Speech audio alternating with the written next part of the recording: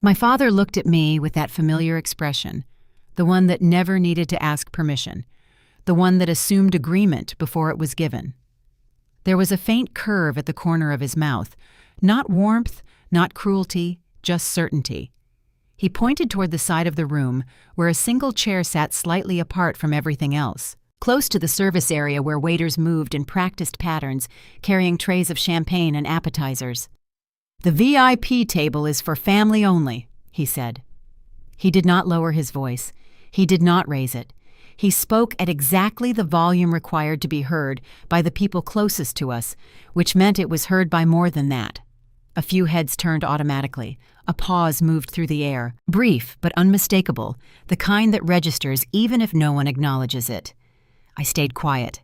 I did not argue. I did not search for someone's eyes to rescue me. I walked to the chair he had pointed at, set my bag down carefully so it would not jut into the aisle, pulled the chair in without letting it scrape against the floor, and sat down. I folded my hands in my lap and let the moment pass, the way I had learned to let things pass in this family. Nothing happened. The room continued exactly as it had been continuing. My mother's eyes flicked in my direction for half a second, then slid away as if she had caught something reflective she did not want to see. She lifted her glass and leaned into a conversation already in motion. My brother Ethan did not turn around at all. He was standing where the room naturally bent toward him, smiling, nodding, receiving congratulations like they belonged to him by default. My father moved on immediately, already greeting the next guest, the gesture behind him erased as soon as it was done. The scent of gardenias drifted from the centerpieces at the main tables, mixing with the warm smell of roasted meat from the kitchen. Somewhere a string quartet played something classical that I should have recognized but could not name at that moment. The clink of silverware against porcelain created a rhythm underneath everything steady and indifferent. From where I sat, I could see everything clearly. The VIP table had been draped in cream-colored linen with gold accents. Fresh flowers cascaded from crystal vases. The chairs there were upholstered comfortable, designed for people who were meant to stay. My chair was metal with a thin cushion, the kind venues keep in storage for overflow seating, the kind that says you are present but not expected to matter. I watched the room settle into itself. The chairs shifted. Voices found their volume. Attention folded inward toward the center, tightening around my family like a fist closing. I became part of the margin, close enough to see everything, distant enough to be unnecessary. It was a clean arrangement. It required no explanation, because no one was going to ask for one.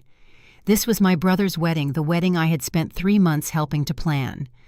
I had coordinated with the caterer when my mother said she was too busy. I had managed the seating chart when my father said it was too complicated. I had handled the last-minute venue change when Ethan said he trusted me to figure it out. Every phone call, every email, every small crisis that threatened to derail this perfect day had passed through my hands before anyone else even knew there was a problem. And now, I was sitting next to the service corridor watching a waiter pass by with a tray of shrimp cocktails that did not stop at my chair. The toast began near the VIP table. My father stood with his glass raised, his voice, carrying that practiced warmth he used for important occasions. He thanked everyone for coming. He praised the bride and groom. He mentioned the vendors, the venue, and the beautiful weather that had cooperated so perfectly. He spoke about family and tradition and the importance of gathering together to celebrate moments like this. He did not mention me. I listened without reacting, my posture unchanged. The applause rose and fell in coordinated waves. Glasses clinked. People leaned toward one another at the main tables, their bodies angled inward, creating a closed shape that included everyone who mattered and excluded everyone who did not. A server passed nearby carrying a tray of champagne flutes. The tray paused at the VIP table, glasses distributed quickly and efficiently to my parents, my brother, his new wife Olivia, her parents, and the important guests. The server moved on without stopping at my chair. It was not rude. It was just efficient. I had not signaled. I had not interrupted the path. The system was working exactly as designed. I thought about the weeks leading up to this night, how often my phone buzzed with my name attached to the solution. When something needed fixing, I was there. When something needed celebrating, the shape of the room changed. The realization was not new, but sitting here made it impossible to dress up in explanations anymore. My brother laughed at something someone said, the sound bright and easy. He had never had to work for that ease. It had been given to him the same way this wedding had been given to him, the same way attention and forgiveness and second chances had always been given to him. When Ethan forgot something, there was always a story ready to explain why it made sense. When I forgot something, explanations were expected, not offered. The music shifted to something slower, more romantic. Couples began moving toward the dance floor. My mother smiled at my father in that practiced way. She had the smile that looked warm from a distance, but meant nothing up close. They joined the other couples moving together in a way that suggested partnership to anyone watching. I knew better. I had watched them my whole life. I knew the difference between performance and truth. Olivia's mother glanced in my direction, once her expression flickering with something that might have been confusion or might have been pity. She turned away quickly, choosing not to know what she had just seen. That was easier. That was always easier. I stayed where I was.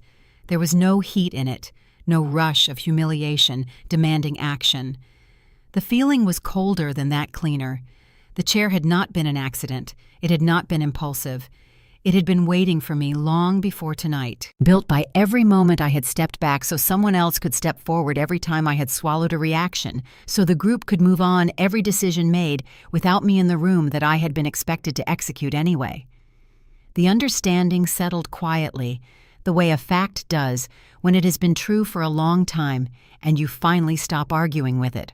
The distance between me and the VIP table was not large, maybe 20 feet, but it was firm. It was held.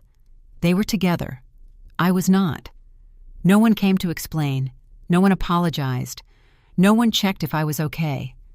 The absence of those gestures said more than any confrontation could have. They had always decided where I belonged. Tonight, they had just made it visible, and they thought this was the end of it. The call came in while I was halfway through dinner at my apartment, my phone buzzing against the table like it always did when something had already gone wrong somewhere. I did not let it ring long enough to feel like a choice. I stepped into the hallway, lowered my voice out of habit, even though no one else was there, and listened while my mother explained there was an issue with the wedding planning.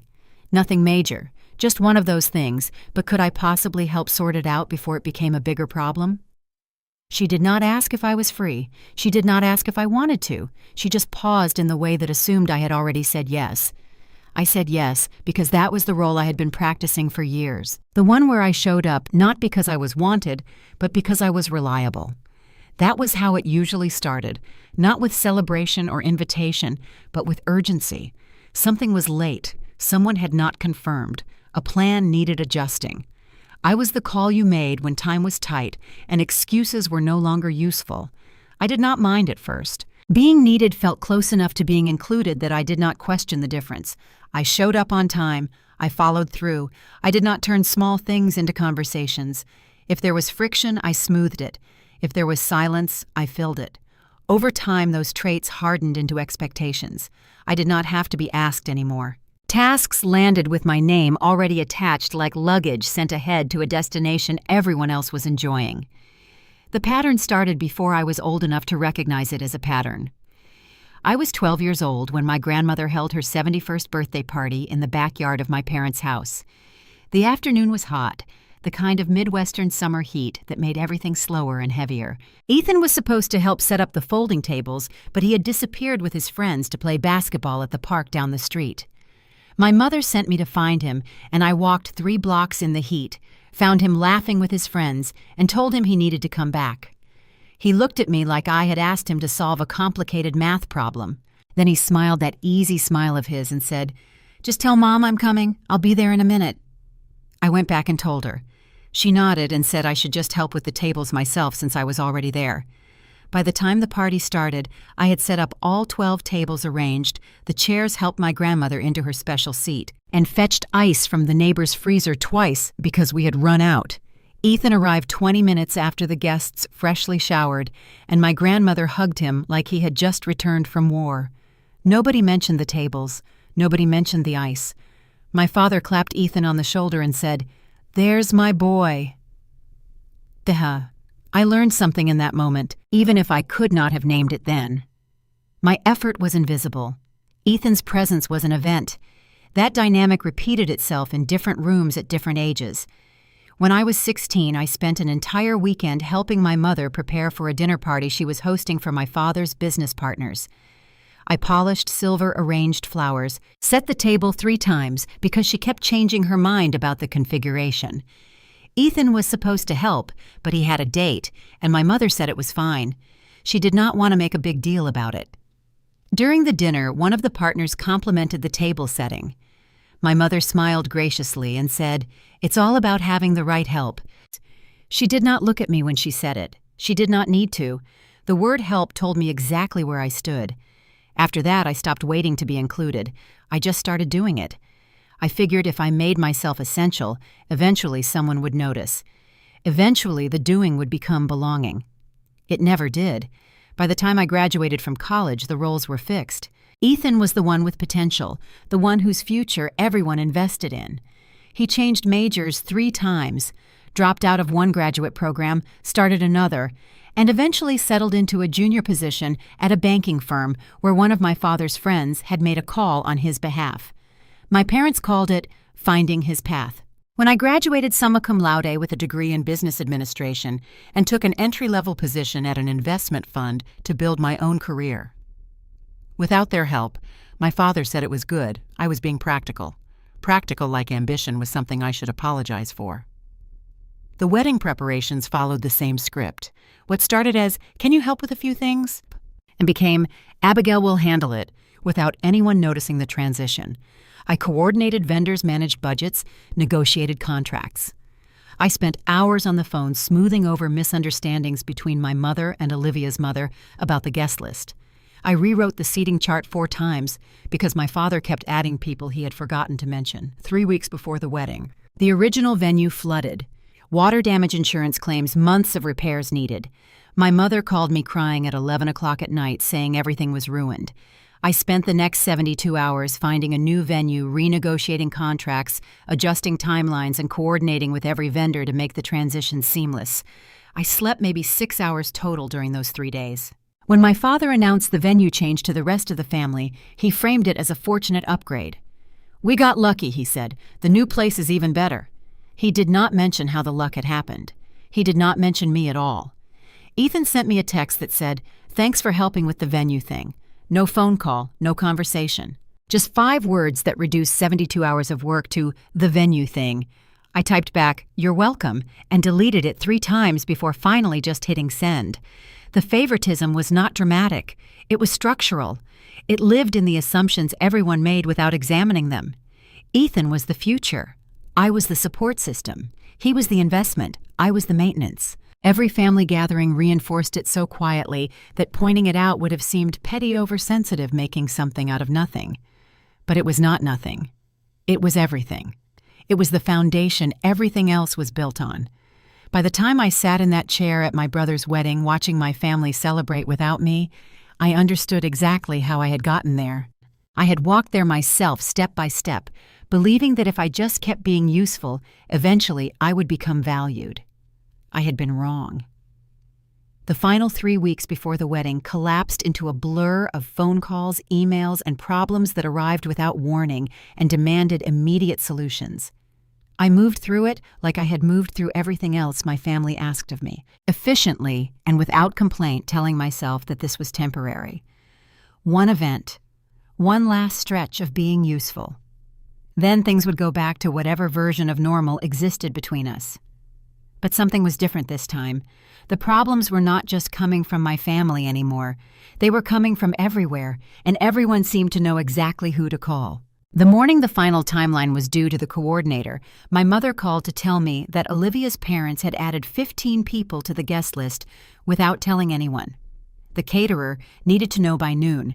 The venue needed updated numbers by 3 o'clock. The seating chart I had spent 2 weeks perfecting was now obsolete. I asked why no one had mentioned this sooner. My mother sighed in that way she had the sigh that said I was being difficult by asking reasonable questions. "These things happen, Abigail. Just fix it." I fixed it. I always fixed it. But then the florist called me directly. Not my mother, not Ethan, not the coordinator. Me. She had gotten my number from Olivia's mother, who had told her I was the one actually running things.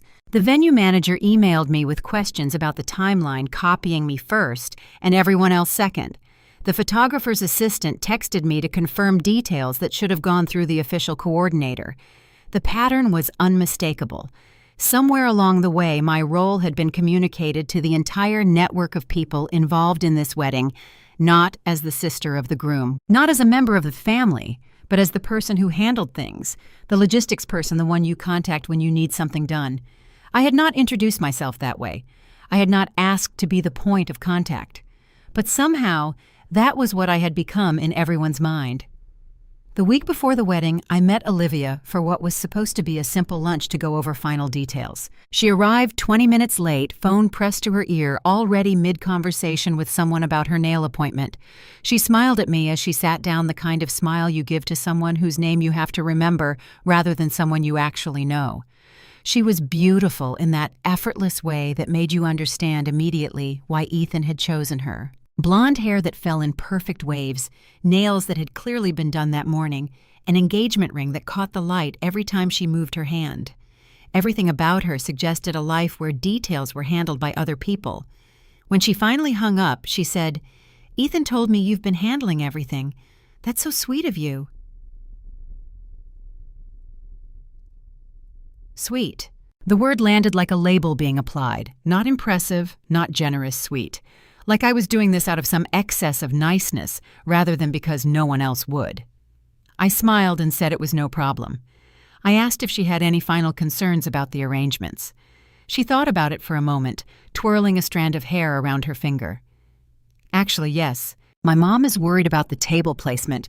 She doesn't want to be too close to your parents because you know they can be a lot." I knew. I had grown up with them. I was intimately familiar with how much they could be. I told her I would adjust the seating chart again. "Perfect," she said, already reaching for her phone to check a notification. Then she paused and looked up at me with an expression that was almost thoughtful. "Oh, my friend Rachel is coming to the wedding. She works with me at the firm. Very observant, that one. Notices everything." She laughed lightly the way people laugh when they are sharing gossip disguised as information. I told her, "You're the one to ask if she needs anything. You know, logistics and all that." The one to ask? Logistics and all that? I watched her scan the menu without reading it, watched her tap her perfect nails against the table, and I understood something I had not understood before. This was not just my family. This was the story they had told about me, the story that had traveled beyond our house, beyond our dinners, into the world Olivia inhabited. She was not being cruel. She was simply repeating what she had been taught. Abigail handles things. Abigail is helpful. Abigail is not the sister you get to know. Abigail is the sister you utilize. The realization was different from the ones I had carried before. Those had been about my family's blindness, their inability or unwillingness to see my value beyond function. This was about something larger. The narrative had escaped. It had become the way other people saw me too. Not because they had observed me and concluded I was only good for logistics, but because my family had told them so and they had no reason to question it. Olivia did not see me as a future sister-in-law. She saw me as a high-quality vendor who happened to share DNA with her husband. Someone to be appreciated the way you appreciate a good caterer or a reliable florist. Politely, distantly, with the understanding that the relationship was transactional. I smiled and said I would be happy to help her friend Rachel with anything she needed. "You're so good at this," Olivia said, already looking at her phone again. "Ethan always says you're the reliable one. The reliable one. Not the smart one. Not the successful one. Not the one with her own life and career and ambitions. The reliable one. The one who could be counted on to show up and fix things and never make a fuss about it." I wondered how many conversations had happened about me that I had never heard. How many times my family had described me to others in exactly these terms. How many people at this wedding would arrive already knowing that Abigail was the one handling logistics before they ever learned anything else about me? The lunch ended with Olivia air-kissing my cheek and promising to see me at the rehearsal dinner. She walked out of the restaurant without looking back, phone already at her ear, moving on to the next thing on her list. I sat there for a few minutes longer, staring at the check she had not offered to split, understanding that the story of who I was had been written without my input and distributed without my knowledge. The rehearsal dinner happened 2 nights before the wedding, at a restaurant my father had chosen because one of his business associates owned it. The private room was elegant candles everywhere, white tablecloths, wine that cost more per bottle than I spent on groceries in a month. I arrived early to make sure everything was set up correctly. I checked the place cards, confirmed the menu with the kitchen, and made sure the flowers matched the ones we had ordered. The restaurant manager greeted me by name, even though we had never met in person. He had been told I was the contact. He had been told to direct all questions to me. He treated me with the professional courtesy you extend to a wedding planner, not a family member. By the time the family started arriving, I was already tired, but no one would have known it from looking at me. I had learned a long time ago how to be tired without showing it. My parents entered like royalty, accepting compliments on the venue, the wine selection, the beautiful arrangements. My mother kissed cheeks and laughed at jokes while my father shook hands with the confidence of a man who believed he had earned everything he had. Ethan and Olivia arrived together, glowing the center of attention from the moment they walked through the door. No one asked where I had been for the past hour. No one wondered how everything had come together so perfectly. The seamlessness of the evening erased the labor behind it. I watched Olivia's parents greet my parents with the careful warmth of people who are now bound together by their children's choices.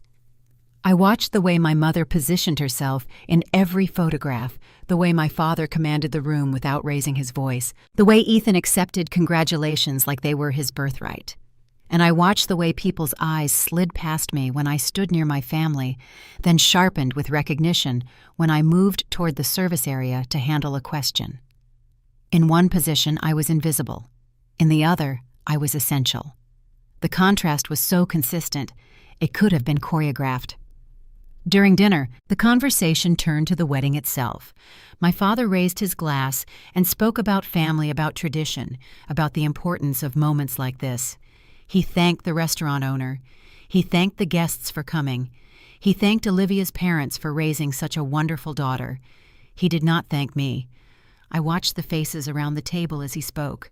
Some of them knew. I could see it in the way they glanced toward me during the parts about family coming together, the way their expressions flickered with something that might have been confusion or might have been discomfort. They knew I had been working on this wedding for months. They knew because they had emailed me, called me, been directed to me. And now they were watching my father give a speech about family that did not include my name. Later, when the dessert had been served and people were mingling, I found myself standing alone near the window, looking out at the city lights. Olivia's father approached me, drink in hand, smiling politely but uncertain. "You're the sister, right?" he asked. "Not the sister, but the sister who's been handling the logistics, as if handles logistics were part of my title, part of how I had been introduced to him." I confirmed that I was.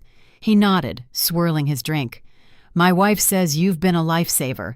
The seating chart alone would have driven her crazy." I thanked him for saying so. He studied me for a moment, and something flickered across his face. Curiosity, maybe, or the beginning of a question he decided not to ask. I could see him trying to reconcile the person standing in front of him with the description he had been given. The logistics person, the reliable one, the sister who handles things. "It's interesting," he said finally. "You don't really look like them." I was not sure if he meant it as an observation or an insult. I was not sure it mattered. "I take after my grandmother," I said, which was true and also the safest possible response. He nodded again, took another sip of his drink, and wandered back toward the other guests without saying goodbye. I stayed by the window a little longer, watching my family move through the room like they belonged there, like the evening was something that had simply happened rather than something that had been built. I thought about all the people in this room who had never met me before tonight. Every single one of them had already been told a story about me. Abigail handles logistics. Abigail is reliable. Abigail is helpful. The story had arrived before I did, and now everything I said or did would be filtered through it. I was not a person to be discovered. I was a function to be confirmed. The scope of what I was facing settled into my chest like a weight. This was not just about my family failing to see me. This was about an entire narrative that had been constructed and distributed without my consent. Changing how my family saw me would require changing how they talked about me, and changing how they talked about me would require them to admit that the way they had been talking about me was wrong. That was never going to happen. The day of the wedding arrived with perfect weather, exactly as everyone had hoped. I woke up at 5 o'clock in the morning to start the final coordination. By 7 o'clock, I was at the venue meeting with the setup team, confirming timelines, solving the first small crisis of the day when one of the flower deliveries was delayed. The venue coordinator greeted me like a colleague. The caterer asked for my approval on the table settings. The photographer's assistant confirmed the timeline with me before checking with anyone else. Everyone knew their contact. Everyone knew who was actually in charge. By the time my family arrived around noon, everything was already in place. The chairs were arranged perfectly. The flowers were beautiful. The timeline was running exactly as planned. I watched them enter the space I had created for them, watched them admire it without seeing me, and I felt something shift inside me, not anger, not sadness, something colder. The recognition that I was standing inside a story I had never agreed to tell. My mother floated through the venue, touching flower arrangements and nodding approvingly as if she had selected them herself. My father spoke to the venue manager with the authority of someone who had made all the decisions. Ethan posed for photographs with Olivia, relaxed and happy, unburdened by any of the details that had made this day possible. And everyone they encountered already knew the story. Abigail handles logistics. Abigail is the reliable one. Abigail is not really family in the way that matters. Abigail is staff with a better title. I stood at the edge of the room and watched the narrative play out in real time. Every interaction confirmed it. Every assumption reinforced it. The story was bigger than any single moment or any single slight. It was the air everyone breathed, invisible and everywhere. I did not know yet that by the end of the evening, I would be sitting in a metal chair near the service corridor, watching my family celebrate without me. I did not know that the months of work would be erased by a single gesture from my father, a single sentence that would tell me exactly where I had always stood. But I was beginning to understand something important. The problem was not just that my family did not see me. The problem was that they had taught everyone else not to see me either, and that was going to be much harder to change. The morning started before I was fully awake, my phone vibrating against the nightstand again and again until it stopped feeling like an interruption and started feeling like an expectation.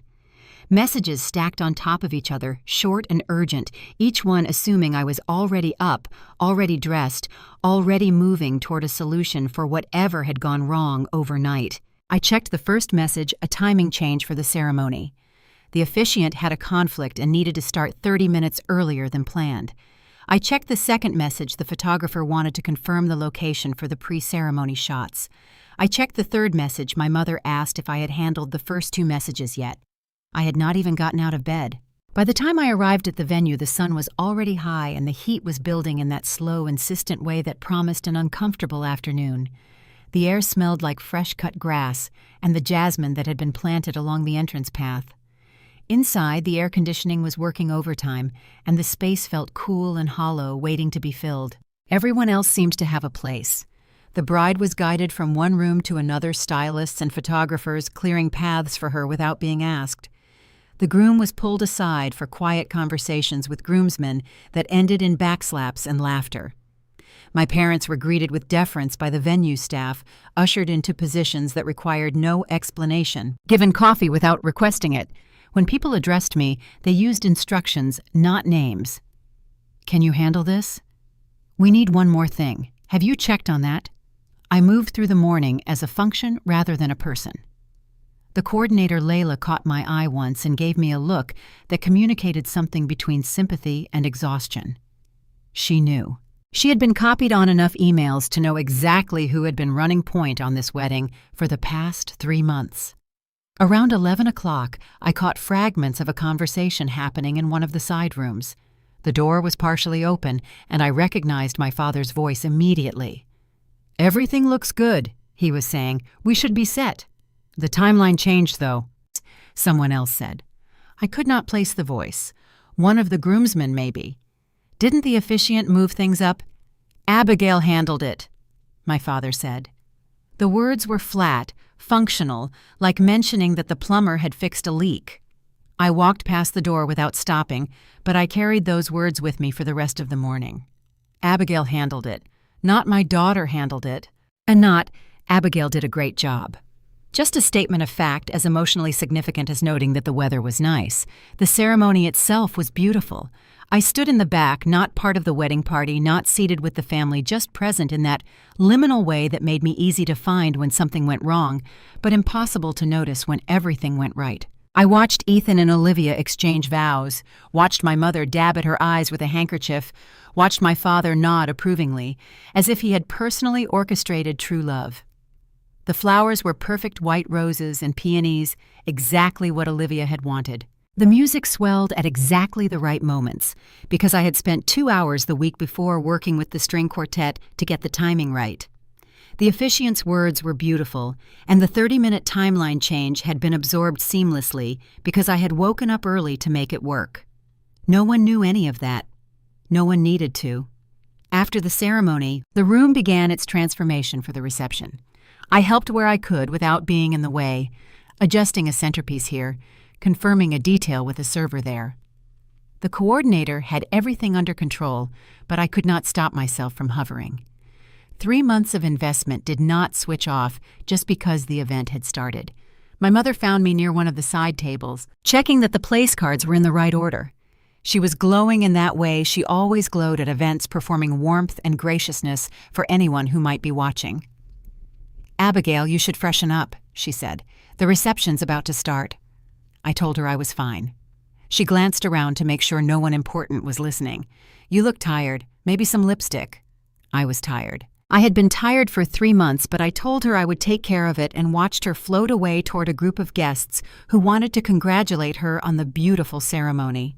By the time the reception formally began, the hierarchy had fully reassembled itself. The VIP table was set up near the center of the room, the best position, the one that commanded attention without demanding it. My parents, Ethan and Olivia, Olivia's parents, and a handful of other important guests, were all seated there, their glasses already filled, their conversations already flowing. I stood near the entrance waiting. I was not sure what I was waiting for. An invitation, maybe? A gesture. Someone to notice that I was not seated and ask where I belonged. The minutes passed. Servers began moving through the room with trays of appetizers. The string quartet shifted to lighter music, something that encouraged conversation rather than ceremony. Guests found their tables, checked their place cards, settled into their seats. I was still standing there when my father approached. I thought for one brief moment that he was coming to bring me to the table, that whatever oversight had occurred was about to be corrected, that the months of work would finally be acknowledged with the simple gesture of being included. He stopped in front of me, that familiar expression on his face, the one that never asked permission, the one that assumed agreement. Then he pointed toward the side of the room, toward a single chair near the service area, and he spoke. "The VIP table is for family only." The words landed without drama. They did not need drama. They had the weight of years behind them, the accumulated certainty of a man who had never once questioned whether his decisions were correct. I walked to the chair. I sat down. I folded my hands in my lap, and I watched the rest of the evening begin without me. The room was already settling into itself by the time I reached the chair my father had pointed at. I could feel the eyes that followed me briefly before sliding away the calculations people made about whether to acknowledge what they had just seen or pretend they had not noticed. Most chose pretense. It was easier. It always was. The chair was metal with a thin cushion, the kind that leaves marks on the backs of your legs if you sit too long. It was positioned near the corridor where servers passed with their trays, close enough to the action to witness everything, but far enough away to be clearly separate. The placement was not accidental. Nothing in this family was ever accidental. I sat down and adjusted my posture until it felt natural. I did not fidget. I did not scan the room looking for rescue. I made myself still in the way I had learned to be still present, but undemanding, visible, but ignorable. The scent of roasted lamb drifted from the kitchen every time a server pushed through the swinging doors.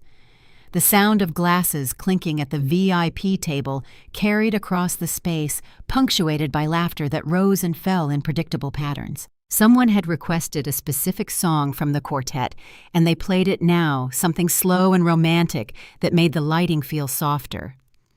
From where I sat, I could see everything. The VIP table was beautiful in that effortless way that expensive things always look effortless. The cream-colored linen caught the candlelight. The flowers cascaded from crystal vases in carefully arranged disorder. The people seated there leaned toward one another as they spoke, their bodies angled inward, creating a closed shape that needed nothing from outside it. My mother was radiant, performing joy with the precision of someone who had practiced it for decades. She touched my father's arm at exactly the right moments, laughed at exactly the right volume, made sure she was always in the frame of any photograph being taken. My father worked the table with easy authority, moving from conversation to conversation, making everyone feel attended to without ever appearing to rush. Ethan sat beside Olivia, his hand occasionally resting on her back in that proprietary way that newlyweds have. He looked happy, genuinely happy, which somehow made everything worse. He was not calculating his happiness or wondering if he deserved it. He simply had it the way he had always simply had things that others worked for.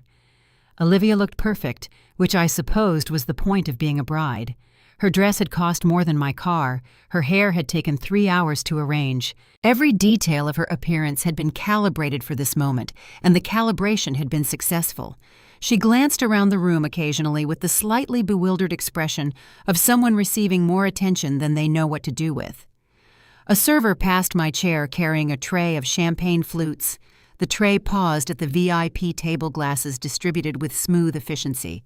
Then the server continued past me without stopping. The tray now emptied the path uninterrupted. I watched it happen without reaction. There was nothing to react to. I had not signaled for a drink. I had not made eye contact. I had not inserted myself into the pattern of service. The oversight was technical, not personal. Except everything technical had been built on something personal first. The first toast began a few minutes later. My father stood glass raised, and the room quieted by degrees until only his voice remained. He spoke about family, about love, about the traditions that bind generations together. He praised Ethan's character. He welcomed Olivia into the family. He thanked the guests for their presence and their generosity. He did not look toward my chair once. The applause that followed was warm and genuine, people moved by words they assumed came from the heart. Glasses lifted around the room. The VIP table became a constellation of raised crystal glittering in the candlelight. I did not have a glass to raise. No one had thought to bring me one, and I had not thought to ask. After the toast, conversations resumed at their normal volume. The ceremony of attention dispersed back into smaller clusters. I watched the patterns form and dissolve, watched who approached whom, and who was approached watched the invisible architecture of social hierarchy assert itself through movement and proximity. A woman I recognized as one of Olivia's colleagues stopped near the edge of my vision. She was looking at me with an expression I could not quite read. Not pity, exactly. Something more like confusion, like she was trying to solve a problem she had not expected to encounter. She did not approach, but she did not look away either. She simply stood there, holding her champagne, watching me the way you watch something you are trying to understand. I met her eyes for a moment, then looked away. I did not need her intervention. I did not want her sympathy. I was gathering information, not allies. The second toast came from Olivia's father, a tall man with silver hair and the confident bearing of someone who had made money early and kept it. He spoke about his daughter, about the day she was born, about watching her grow into the woman who stood before them now. His voice carried genuine emotion, and when it cracked slightly near the end, I saw my mother reach for her handkerchief again. He thanked my parents for raising such a wonderful son. He thanked my brother for making his daughter happy. He thanked the universe, half-jokingly, for bringing their families together. He did not thank me for making sure the seating chart worked, for handling the venue crisis, for managing the timeline change this morning. He did not know about any of that, of course. No one had told him. No one would. The evening continued its careful choreography. Dinner was served in courses, each one arriving at the VIP table first, before spreading outward to the other guests. I received my plate eventually, the food lukewarm by the time it reached me. The presentation slightly less careful than what I could see at the main tables. I ate anyway. I was hungry, and refusing to eat would have been a statement I was not ready to make. Between courses, people began to move, circulating between tables, reconnecting with friends and relatives they had not seen in years. Some of them glanced toward me as they passed, their expressions flickering through recognition and uncertainty before settling into polite neutrality. A few nodded. Most did not. No one stopped to ask why the woman who had organized much of this wedding was sitting alone near the service corridor. Maybe they assumed there was a reason. Maybe they preferred not to know. Near the end of the main course, I saw my father look toward me for the first time since he had pointed at the chair. His expression was evaluating rather than concerned, assessing whether the situation was under control, whether I was going to cause a problem. I kept my face neutral and let him look. Whatever he saw satisfied him, because he turned away and resumed his conversation without any change in his demeanor. The assessment was complete. I had passed the test by not existing loudly enough to require acknowledgement. The VIP table continued to glow in the center of the room, collecting attention like light collected by a lens. Everyone who mattered was there. Everyone who was present noticed. And I sat 20 feet away, close enough to see everything, far enough away to see it clearly for the first time. They thought this was the end of something. They thought my silence was compliance. They thought the chair they had chosen for me would hold me exactly where they wanted me to stay. They were wrong. The reception kept moving as if nothing had shifted, music swelling and dipping on schedule laughter rolling across the room, servers threading between tables with trays held steady. But the timing underneath had started to loosen in ways that only certain people would notice. I noticed. The transition to the cake cutting was supposed to happen at 8:15. The coordinator had the timeline printed on a laminated card she carried in her pocket. The photographer was positioned and ready. The baker's assistant was standing by with the ceremonial knife. But the MC had not made the announcement. The 8:15 moment came and went, and the room continued as if nothing was due. Layla scanned the space, her expression professional, but her eyes moving faster than they should have been. She was looking for someone. I knew exactly who. Her gaze passed over the VIP table, landed on me for half a second, then flicked away. I saw the moment she remembered the new arrangement, the moment she chose not to cross the room to my chair. She approached Ethan instead, leaning down to whisper something near his ear. He nodded without really listening, his attention still on the guest he had been speaking with. Layla waited. Ethan continued his conversation. She waited longer. Eventually, she stepped back and improvised. She signaled the MC, directly cued the photographer to be ready, and managed the transition herself. It worked. The cake cutting happened only a few minutes late, and most guests probably did not notice the delay. But the polish had dulled slightly. The seamless quality I had worked so hard to build was no longer self-correcting. 20 minutes later, another problem surfaced. The string quartet was supposed to hand off to the DJ at 9, but no one had confirmed the exact changeover with both parties. They had been told separately, and their understandings did not match. I could hear the conversation happening near the service area, voices low but urgent, the kind of tension that builds when people realize something has slipped through the cracks. The DJ was ready. The quartet wanted to finish one more piece. Neither wanted to yield. Layla appeared again, this time looking more openly stressed. She tried to find Ethan, but he was on the dance floor with Olivia. She looked toward my parents, but my father was in the middle of a conversation with someone important, and my mother was taking photographs with a group of relatives. Her eyes found me again. This time she hesitated genuinely, weighing whether to approach me.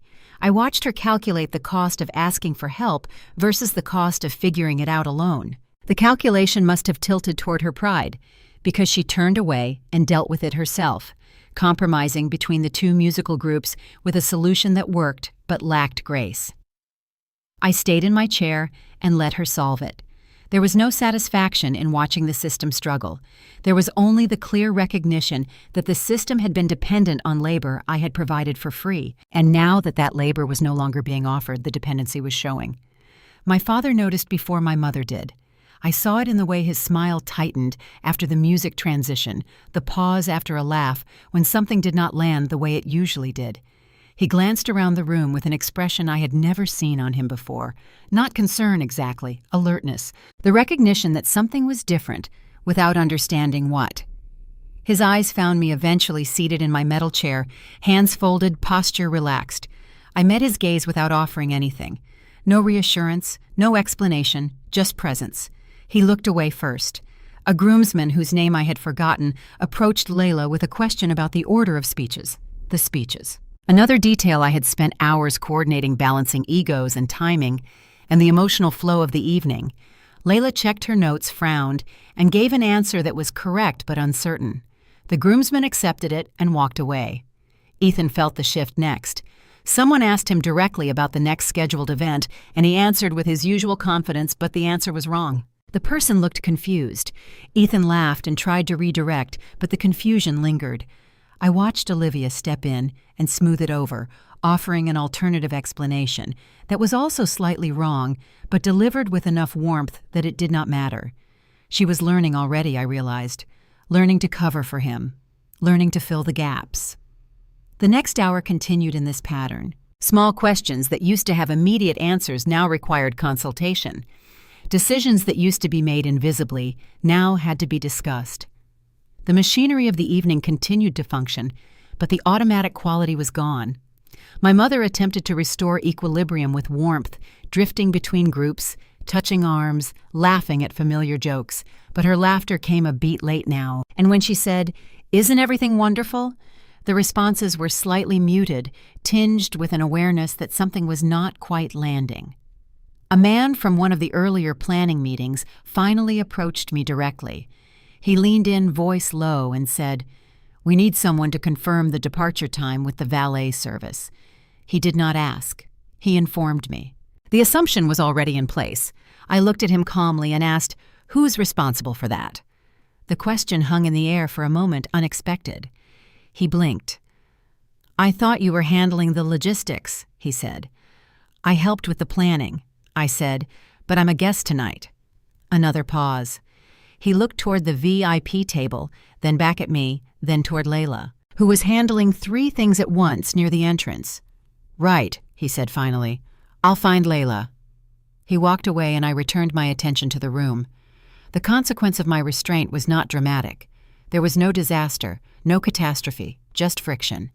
Small moments of confusion that added up to a different kind of evening than the one everyone had imagined. People adapted. They always do. But the ease was gone and its absence left fingerprints everywhere. Near the end of the hour, my father crossed the room and stopped a few feet from my chair. He did not sit down. He did not crouch to put himself at my level. He stood looking down at me with an expression that mixed evaluation and something I could not quite name. "Is everything all right over here?" he asked. The question sounded like concern, but I had known him long enough to recognize reconnaissance when I heard it. "Everything's fine," I said. "Beautiful evening." He waited as if expecting me to say something else, to offer something to fill the gap the way I always had. I did not. After a moment he nodded, once turned and walked back toward the VIP table. His stride was slightly less confident than before. The certainty that had always surrounded him flickered briefly. I stayed in my chair and watched the evening continue around me. They were all waiting for me to step back in, to smooth what had frayed, to restore the seamless quality they had always taken for granted. I did not. The room carried a different kind of quiet after the earlier difficulties. Not silence, but awareness. Conversation slowed at natural breaks. Bodies angled just enough to keep me in view. The same expectation circulating without being spoken. Everyone assumed I would step back and smooth what had frayed, restore the ease they had come to depend on. I remained at the edge, not hiding. Not withdrawing, simply not advancing. Servers regrouped on their own. The staff checked printed schedules instead of searching for me. The room tried to correct itself. I was not refusing anything directly. I was simply choosing when to engage instead of reacting automatically. The restraint felt physical, like holding still a muscle that had been trained for years to move on command. The next problem was larger. A timing conflict between the scheduled toasts and the band's break had surfaced, and no one could resolve it quietly. A few people spoke at once, then stopped. Phones came out. Eyes scanned the room. The expectation returned stronger now, traveling from person to person instead of settling on one face. They wanted a solution without being the one to ask for it. Messages moved sideways instead of forward. Someone leaned in and murmured something to someone else, then nodded toward me without making it obvious. Another person joined the conversation, listened, and stepped away. The request reached me diluted, stripped of ownership. No one wanted to be seen assigning it. No one wanted to risk hearing a word they were not expecting. When it finally arrived, it came as information rather than instruction. A woman I vaguely recognized from the catering company appeared near my chair and said, "There's an issue with the next transition." She did not meet my eyes, as if the problem existed independently of any human being. I listened without reacting immediately. "Who's responsible for it?" I asked. The question landed harder than a refusal would have. It required an answer no one had prepared. A pause followed. A name was offered, then withdrawn. Someone said Layla, then someone else said Ethan had signed off on the timeline originally. I did not let the space fill itself. "What's the plan if that doesn't work?" I asked. No accusation, no edge, just the expectation that there would be a plan. The air shifted. A few people looked surprised. Others tightened, irritated at having to articulate what they were used to outsourcing. The old order had relied on my silence to move fast. My questions slowed it just enough to be noticeable. My father appeared beside me before I realized he had crossed the room. His tone was familiar, measured the voice he used when he expected compliance without argument. "Abigail, let's not make this complicated," he said. "People are trying to enjoy themselves." He framed it as consideration for the guests, as if my presence in the chair had been my choice, and my behavior now was disrupting what should have been a simple celebration. I did not argue. I did not explain. I asked again, keeping my voice even, "Who's responsible for coordinating this part of the evening?" My father's expression flickered just briefly. Then he smiled that practiced smile and said, "We'll handle it. Just relax and enjoy yourself." The words were meant to close the conversation. They were meant to put me back in my place, the place where my participation was limited to execution and my questions were unwelcome. I nodded once and said nothing else. He waited a moment, uncertain whether he had won the exchange, then turned and walked back toward the VIP table. I watched him intercept. Layla. Watched him say something to her with his hand on her shoulder, watched her nod and move toward the source of the conflict. The solution came together eventually. The timing issue was resolved by cutting the band's break short and shifting one of the toasts to later in the evening. It worked, but it was visible. People had to adjust. The seamless quality everyone expected had been replaced by something rougher, more human. That was when my brother was drawn into a conversation he had not prepared for. A guest, one of Olivia's relatives, approached Ethan with a question about the photographer's schedule for the after-party. Simple enough, except Ethan did not know the answer. He hesitated, laughed lightly, and tried to redirect, but the relative was genuinely curious and did not let it go. "Didn't you set this up?" she asked. "I thought you were handling the timeline." Ethan's confidence wavered, just for a moment. He glanced toward our father, then back to the relative, then toward the coordinator station where Layla was occupied with something else. "I think Abigail had the details on that," he said finally. The words hung in the air. The relative turned to look for me, found me in my chair near the service area, and her expression shifted through several emotions I could not quite read. She did not come to ask me directly. She simply turned back to Ethan and said, "I'll check with the photographer myself." Ethan nodded, relieved, and the moment passed. But something had been exposed. The center was not as self-sufficient as it appeared. The authority that had always surrounded my brother relied on scaffolding that was not currently in place. My mother noticed the exchange from across the room. I saw her eyes move between Ethan and me, calculating something, then settling into that smooth expression that meant she had decided to address it later. I stayed where I was, not central, not hidden. People came to me with practical questions. I answered them briefly and accurately without volunteering anything beyond what was asked. Others passed with nods that acknowledged competence rather than obligation. The room began to reorganize itself around function instead of status, and no one announced it because no one needed to. When my father passed me again later, our eyes met briefly. There was no anger there, just recognition. The rules he had relied on were shifting in front of witnesses. By the time the next song began, the transformation was quietly underway. To anyone not paying attention, the party looked the same. To those who were watching, the hierarchy had begun to wobble. I did not feel like I had won anything. What I felt was alignment, the relief of no longer carrying the expectation alone, and they still did not understand what that meant. I stepped away from the reception with a purpose that had nothing to do with escaping.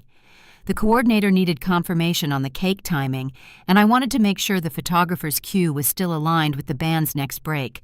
Practical things, small things, the kind of details that used to pull me automatically. This time I moved toward them without urgency, no guilt, no rush. I cut through a side hallway, checked the email thread I had created weeks earlier to keep vendors from colliding, and listened to the muted hum of the party behind me. The air was cooler here, away from the crowd. I could smell the cleaning supplies stored in a closet nearby, the faint chlorine from the venue's pool on the other side of the building. Then I heard my father's voice, close enough to be unguarded. "We just need to keep it simple." My mother answered immediately, her tone low but settled. "Exactly. No drama. Not tonight." I slowed without deciding to. It was not what they said at first. It was how easily they said it, the way they spoke about the evening, like a system they were managing rather than a celebration unfolding. I stopped near the corner where people usually paused to adjust shoes or fix their hair. I stayed still because my body understood before my mind did. If I moved, I would announce myself. If I stayed, they would keep talking. "She's been on a short leash all day and it's worked," my father said. "The second she's near the main table, people start asking her questions. And then she starts answering," my mother added. "It's not that she's trying to show off," he continued. "She just fills the gaps." He said my name without inflection. "Abigail does what Abigail does." My brother joined in. "I told you it's better this way. Olivia doesn't need her fielding things at our table. It looks weird. You don't want your sister answering vendor questions while your wife's trying to enjoy herself," my father said. "And we don't need Abigail feeling entitled," my mother said. That word landed cleanly. Entitled. Not hurt, not excluded, entitled. As if a seat at the family table were something you earned through good behavior rather than something you were born into. "She'll understand," my father said without hesitation. "She always does," my mother replied. "That's why this works," he continued. "She doesn't make a scene. If she was going to," my brother said, "she would have already." "She won't," my father said. "She's too responsible." The words sounded like a tool, like a lever they had learned to pull. "It's one night," my mother said. "And if she makes it about herself," my father asked. "Then we keep her busy," my brother replied. "She's useful when she's occupied." "Useful?" "That's the point," my father said. "We don't give her a place where she can be seen. We give her a place where she can't interrupt." "And she won't say anything," my mother added. "She won't want to ruin it." I kept my eyes on my phone screen, a dimmed and unread email open. What rose in me was not anger. It was clarity. The chair had not been a lapse in judgment. It had not been an oversight. It had been designed the same way the lighting was designed, the same way the seating chart was designed. I was a variable in their calculations, one they had learned to control. "People are already asking who did what," my father said. "We just keep the narrative clean." "Olivia's dad asked about the schedule change," my brother said. "We say it was the coordinator's call," my mother replied. "No need to say Abigail handled it." "We didn't lean on her," my father said. "She offered." That was not true. The ease with which he rewrote reality told me everything I needed to know. "If her parents think she ran half the day," my brother said, "they'll think we're incompetent." "We're not," my father replied. "We're celebrating. Abigail's just backstage." Their footsteps shifted. They were heading back toward the reception. I stayed still until they passed, until the hallway swallowed their voices. My father said one last thing, quieter but certain. "She'll understand. She always has." They left the sentence behind like a smell you could not ignore. I did not need to interpret it. They had handed me the blueprint. When their footsteps were gone, I breathed. One long breath, then another. Then I turned back toward the coordinator's station phone still in my hand. "Cake at 9:15?" I said evenly. "Give the photographer 2 minutes." Layla nodded and moved on. I did not linger. I did not confess what I had heard. I walked back into the reception as if I had only stepped out briefly. The music hit first, then the laughter, then the bright clatter of silverware against porcelain. The VIP table glowed. My brother stood near it, hand at Olivia's back, perfectly placed. My father worked the room with practiced ease. My mother smiled too steadily, like someone who had rehearsed the expression in a mirror. No one looked at me like I had just been discussed. That was the strangest part. They did not feel guilty. They felt justified. I returned to the edge of the room near the single chair and waited a moment before sitting. I watched instead, not with longing, with precision. My father's laughter was not joy, it was controlled. My mother's touch was not warm, it was reassurance of position. My brother's intimacy with his new wife was a performance, and the room responded the way rooms always respond to confidence rather than truth. When I sat, it was unremarkable. A server stopped at the VIP table first. Glasses lifted. A toast was made. The tray passed me by. Either no one noticed or noticing felt inconvenient. I was not in their story. I was the mechanism behind it. And now I knew the mechanism was intentional. I stayed still, not plotting, not angry, just aware. They had mistaken my restraint for reliability, my quiet for compliance, my position for acceptance. What they never questioned was the part that mattered most. I had already made my choice. A woman I did not recognize at first stopped beside me as the music swelled and dipped again. She had been hovering near the edge of the room for a while, a champagne flute in her hand that she did not seem to be drinking from. "Are you okay?" The question was not urgent, not theatrical, just enough to leave space for a real answer. I placed her as one of Olivia's colleagues, someone I had been introduced to earlier, and then absorbed into the blur of faces and congratulations. She had short dark hair and earrings that caught the light when she moved her head. Her expression was direct without being aggressive. I nodded once out of habit. She did not take it as closure. "I saw what happened," she said. No glance around to make sure no one was listening. No lowering her voice further. "That wasn't right." I did not explain. I did not minimize. I did not rush to protect anyone's comfort. I let the sentence sit between us. She was not asking for context. She was not waiting to be convinced. She had already seen enough to decide what she thought. The relief that followed was not emotional. It was structural, like setting something down that had been occupying both hands without you noticing the strain. She stayed beside me a moment longer than politeness required, then said, "If you need anything, let me know," and returned to the crowd. As she merged back into the room, I noticed something shifting in small ways. 2 people near the bar leaned closer together. One of them glanced toward the VIP table, then toward me, curiosity flickering and settling. Nothing dramatic, just awareness beginning to circulate.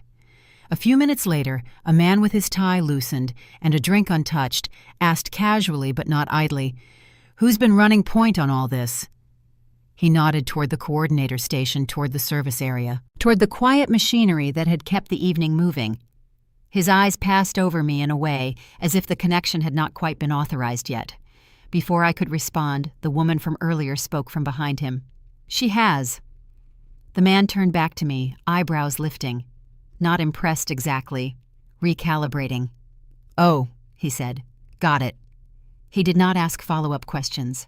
He did not demand credentials. He adjusted his understanding and moved on.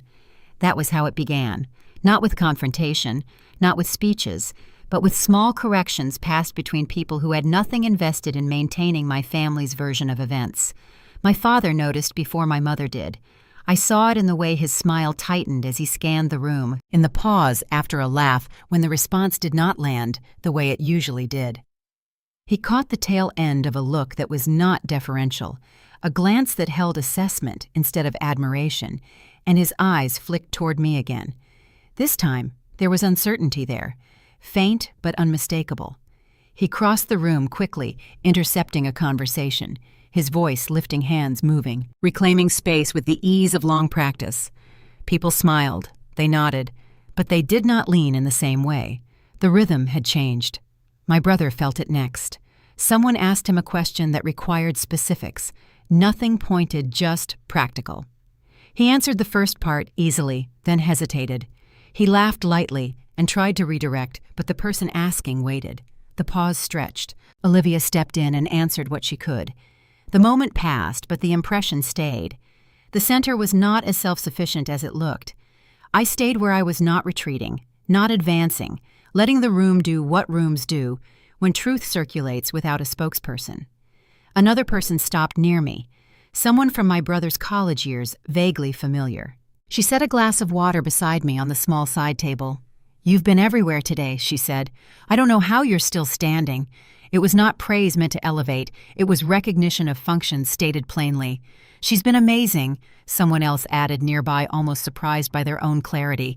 No one looked to the VIP table for confirmation. My mother attempted to gather the room back with warmth, drifting between groups, touching arms, laughing at jokes she had already heard. When she reached one circle and said, "Isn't everything beautiful?" the response came a beat late. Eyes flicked toward the coordinator station, then toward me. "It is," someone said. "Your daughter really pulled it together." The word daughter hovered for a fraction of a second too long. My mother smiled, nodded, said, "She's always been helpful," and moved on. The deflection did not hold. Helpful was not the right scale anymore. My father tried again, inserting himself into a conversation that had turned logistical. "We had a whole team on it," he joked, gesturing broadly. The laughter that followed was polite and thin. The people listening already knew which team he meant, and it did not include him. Ethan grew quieter as the evening continued, staying closer to Olivia. Not embarrassed exactly. Exposed. I did not redirect praise. I did not deny it. I did not clarify credit. I answered questions when they were asked briefly, accurately, without commentary. Each answer settled something for the person asking, and each settlement loosened my family's grip on the narrative. When my father finally approached me again, it was not with authority, it was with caution. "Everything okay over here?" he asked, concern shaped like reconnaissance. "All good," I said, and it was true in a way he could not access. He nodded, searching my face for leverage that was not there, then turned back toward the room. His movements felt reactive now, not directive. Nothing dramatic happened. No scene, no reckoning. The party continued. But the axis had shifted. The VIP table no longer pulled the room by default. Conversations branched elsewhere. Laughter sparked in corners that did not require approval. People sought out whoever could answer the question in front of them, not whoever looked best answering it. The loneliness I had carried earlier thinned into something sturdier, being seen without being recruited. I did not need defenders. I needed witnesses. Across the room, my mother watched someone drift away mid-conversation to ask me something ordinary and necessary. Her smile faltered just briefly, then returned louder, brighter, as if volume could replace gravity. I met her eyes once, not in challenge, not in reassurance, just acknowledgement. She looked away first. I did not feel victorious. I felt steady. The truth did not need my voice anymore. It was already moving, carried by people with no reason to protect the illusion. The party was still moving, but the rhythm no longer held. Conversations started and stopped without the smooth transitions that had characterized the earlier hours. Laughter arrived a beat late, as if people were checking with each other before committing to enjoyment. The center of the room loosened, and the VIP table stopped pulling attention by default. I noticed it in the way people stood, half turned toward one another, instead of fully oriented toward my parents' small groups forming, without checking where the gravity used to be. The room was not silent. It was listening differently. The question that brought everything into the open came without force. A man I had seen once that day, one of Olivia's uncles, waited for a natural pause in the conversation near the bar and asked, "So who decided how all of this was put together?" He smiled pleasantly. He was not confronting anyone. He was simply curious. My father stepped in immediately, his voice smooth and familiar. He spoke about teamwork, about collaboration, about how events like this always came together when families worked as one. He spread credit carefully, gesturing without landing anywhere specific. People nodded out of habit. A few did not. The answer sounded complete until it was not, until it failed to match what the room had already observed. Someone followed up gently about the timing change from the ceremony. My father answered again, referencing a decision that had not been his. A flicker crossed a couple of faces, nothing dramatic, just recalibration. Then the woman who had spoken to me earlier leaned forward slightly and asked, "So, who finalized that call?" Her tone was calm, neutral, almost inviting. The politeness sharpened the moment more than accusation ever could have. My brother shifted beside Olivia. He glanced at my father, then back at the woman. He started to answer, stopped, laughed lightly, and said something vague about the whole thing being a team effort. The room waited, not impatiently, expectantly. When my father stepped in to elaborate, his response overlapped with Ethan's final words by half a second. That overlap mattered. It revealed the choreography. It showed that they were performing rather than remembering. Someone said my name, not loudly, not as an accusation, just clearly. She handled that part right. I did not step forward. I did not offer context or deflection. I answered with precision. Yes. I named exactly what I had handled and what I had not. No commentary, no correction of anyone else's version, just facts. The silence that followed was not awkward. It was decisive. People adjusted their understanding without needing it explained. No one rushed to smooth the moment. The room did not need guidance anymore. It had found a new reference point. My father tried to re-enter the conversation with a joke meant to restore ease, something about how every family had its secret weapons. It did not land. A couple of people smiled politely and turned away, continuing a conversation that no longer required him. He lingered a beat too long, then moved on, searching for a cluster that would still respond the way he expected. From there, the shift accelerated. Conversations split into smaller streams. The VIP table remained elevated and intact, but it stopped anchoring the room. People talked where they stood. They followed curiosity instead of obligation. I did not feel a rush of vindication, just the steady clarity that something irreversible had happened without my pushing. Authority that relies on performance falters when the audience learns to look elsewhere. My mother attempted one last correction with a toast she had already given earlier, raising her glass and calling for attention. People listened, glasses lifted. The energy did not follow. Applause scattered. Conversations resumed before she finished. She noticed. I saw it in the way her smile tightened as she counted what she no longer held.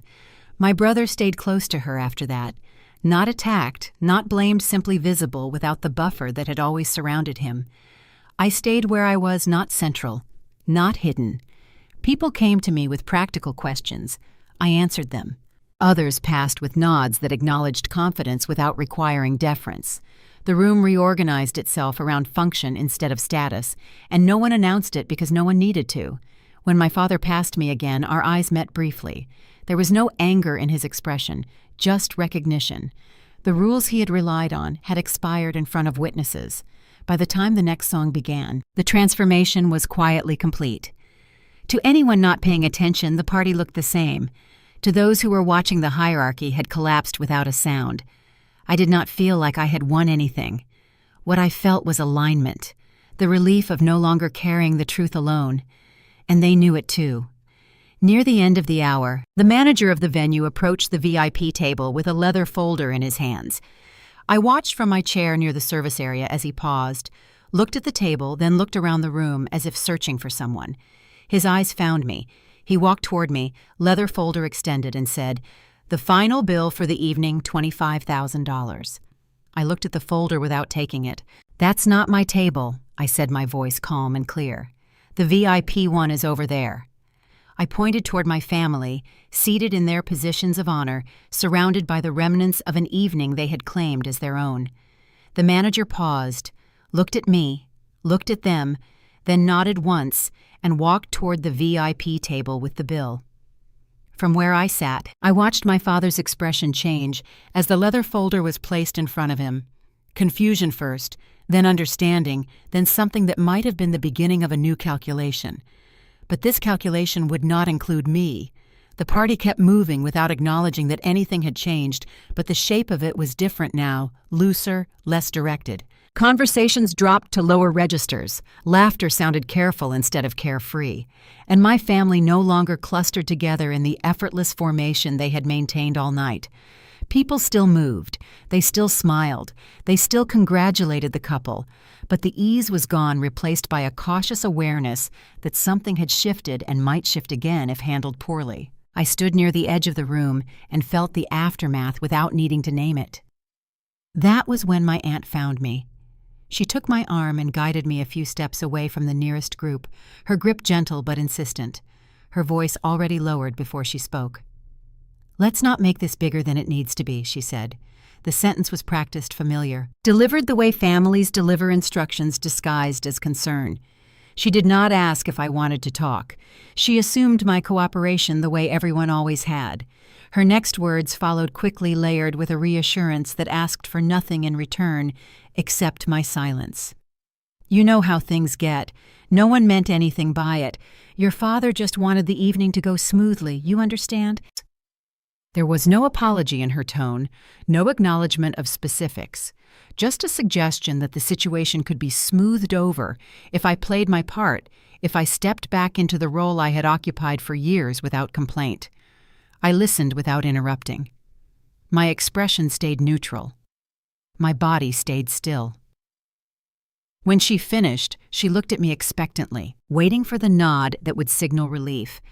I did not give it. I did not argue either. "Thank you for checking in," I said. Nothing else. The absence of agreement unsettled her more than disagreement would have. She hesitated, searching my face for a cue she recognized, then excused herself and moved away, already scanning for someone else who might be easier to manage. A few minutes later, my father approached slower than before, his posture less certain. His voice softened into something almost conciliatory. He did not command. He suggested. He framed his words as an attempt to protect the evening, to keep things from becoming uncomfortable for anyone. "We don't need to rehash things," he said, careful not to mention what those things were. "Let's just enjoy the rest of the night." It was an invitation back into the old arrangement, the one where my role was to absorb tension so others could relax. I met his eyes and answered only what he had actually asked. "I am," I said, and I meant it. I did not reassure him further. I did not promise discretion. I did not volunteer to help repair impressions. The restraint forced him to fill the space himself. He could not. He nodded once, uncertain, and stepped away. He glanced over his shoulder as if expecting me to follow. I did not. Near the dessert table, a minor problem surfaced.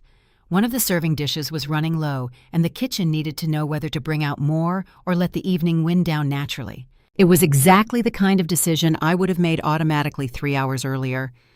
Layla looked toward me out of habit, then caught herself and looked away. She found someone else to ask. The answer took longer than it would have if I had been involved, but it came eventually. The serving dish was refilled. The evening continued. I watched and did not intervene. My mother's sister cornered me near the windows a few minutes later. She spoke in that hushed, urgent tone that people use when they want to seem like they are helping while actually managing. "Abigail, honey, I know tonight hasn't been easy," she said. "But think about your mother. Think about what this day means to her. You don't want to be the reason people remember something negative." I let her finish without interrupting. "I appreciate your concern," I said, "but I'm not doing anything negative. I'm just attending the wedding." She blinked, recalibrating. "Well, yes, but the way you're sitting over here, it looks like I'm sitting where I was told to sit," I said. My voice was calm, not angry, just accurate. She did not have a response for that. She patted my arm in a way that was meant to feel supportive and walked away. The choice clarified itself not as a dramatic stand, but as a series of small refusals to perform the labor I had always been expected to provide. I did not explain anyone's behavior to guests who looked confused. I did not contextualize decisions that were not mine. I did not redirect attention or soften reactions. When questions came, I answered them plainly or not at all, depending on whether an answer was actually required. Each non-action carried weight because it broke a pattern everyone had relied on without ever acknowledging. Some people grew uncomfortable, unused to the absence of a buffer. Others adjusted quickly, relieved to navigate the situation without the pressure to pretend everything was fine. My brother felt it more than anyone. Someone asked him directly about a vendor payment that needed to be confirmed before the evening ended. Without me stepping in to translate or mitigate, he had to answer for himself. He stumbled, recovered, stumbled again. No one mocked him, no one attacked, no one. They simply waited, and the waiting did the work. He glanced toward our parents out of habit, but they did not intervene. They could not without drawing attention to the very dynamic they were trying to minimize.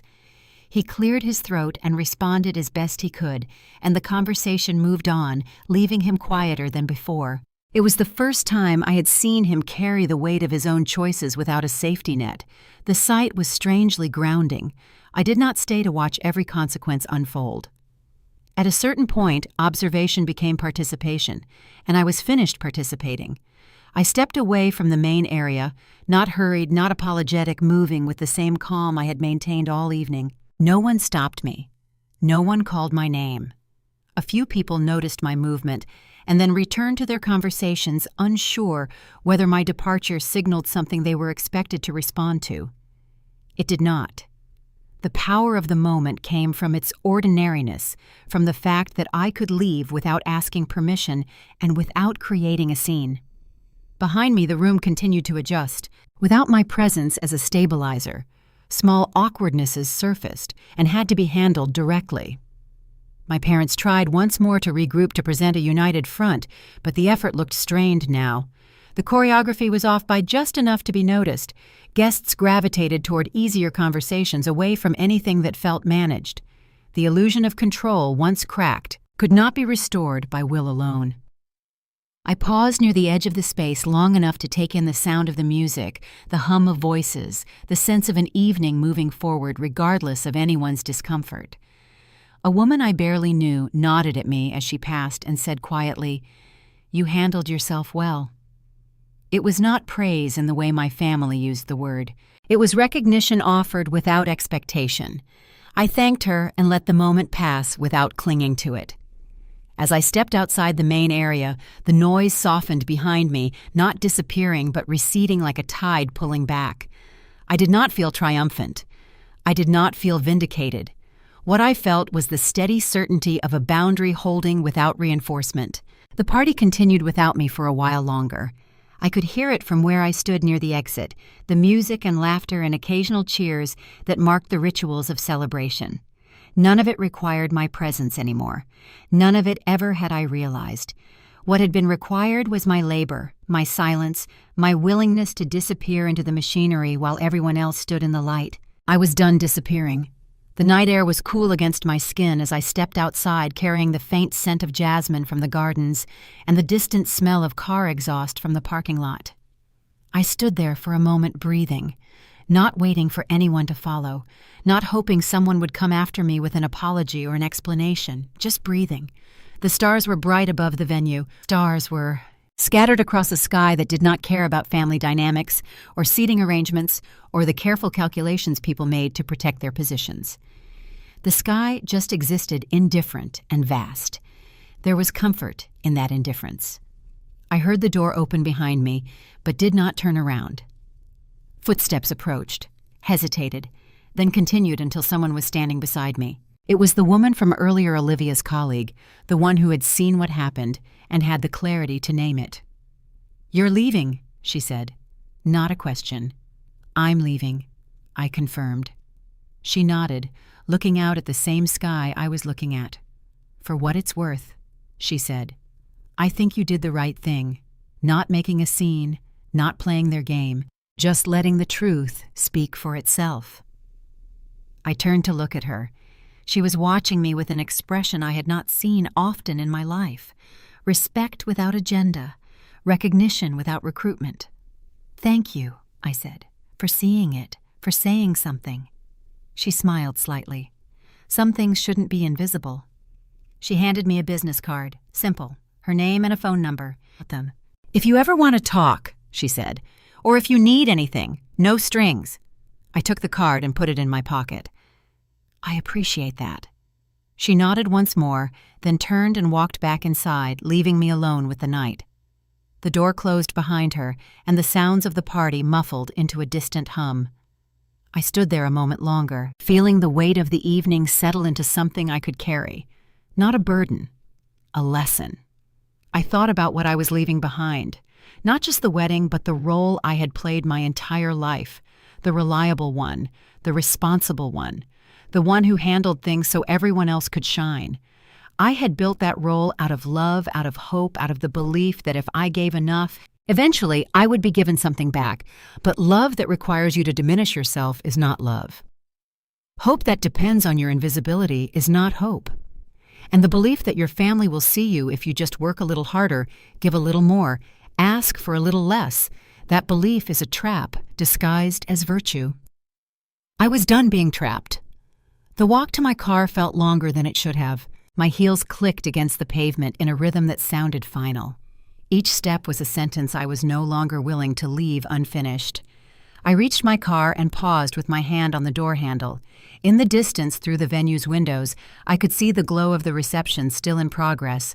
My family was in there recalibrating, telling themselves whatever story would let them sleep tonight. Maybe they would decide I had been unreasonable. Maybe they would find a way to make this my fault. They were good at that. They had been practicing it for years, but their story was no longer my concern. I got in the car and sat for a moment without starting the engine. The silence was complete. No phones buzzing with demands. No voices asking me to handle one more thing. Just me and the quiet and the understanding that had taken 32 years to reach. I had spent my whole life being useful to people who saw usefulness as a substitute for respect. I had organized and coordinated and smoothed and fixed, believing that the work would eventually transform into belonging. But belonging cannot be earned through labor alone. It has to be given freely, and it has to be given to who you actually are, not to the function you perform. My family had never been interested in who I actually was. They were interested in what I could do for them. The difference was everything. I started the car and pulled out of the parking lot, leaving the venue behind me. The roads were quiet at this hour, and I drove without music, without distraction, letting the hum of the engine be the only soundtrack. I thought about what came next. Not with anxiety, but with curiosity. I had a job I was good at. An apartment that was mine, friends who knew me as more than a problem solver. I had a life that existed independently of my family's expectations, and I had neglected it for too long in favor of chasing an approval that was never going to come. That life was waiting for me. It had been waiting all along. The city lights grew brighter as I approached my neighborhood. Familiar streets, familiar buildings, the ordinary comfort of a world that did not require my performance to continue existing. When I parked outside my apartment and turned off the engine, I sat there for one more moment. Not sad, not angry, just present. I thought about the chair my father had pointed at the single seat near the service area, designed to keep me visible enough to summon, but invisible enough to ignore. I thought about the years of chairs like that, the years of margins and edges and almost belonging. Those years were over. I got out of the car and walked to my door. The key turned in the lock with a familiar click. I stepped inside, closed the door behind me, and stood in the quiet of my own space. Tomorrow, I would start building something different. Not better, necessarily. Just true. A life where my value was not measured by how much I gave up for people who never thought to give back. A life where boundaries were not betrayals, and silence was not compliance, and asking for a seat at the table was not the same as being entitled. I did not need my family to see me anymore. I could see myself, and that was enough. If you have ever been expected to stay quiet just to keep the peace, if you have ever been the one who handled everything while everyone else took the credit, if you have ever sat in a chair someone else chose for you and wondered when you would be allowed to stand, I want you to know something. You are allowed to stand right now. You are allowed to walk away from tables that were never meant to include you. You are allowed to build your own table with your own chairs and invite people who see you for who you actually are. It is not too late. It is never too late. And it starts with the simple, radical act of refusing to be.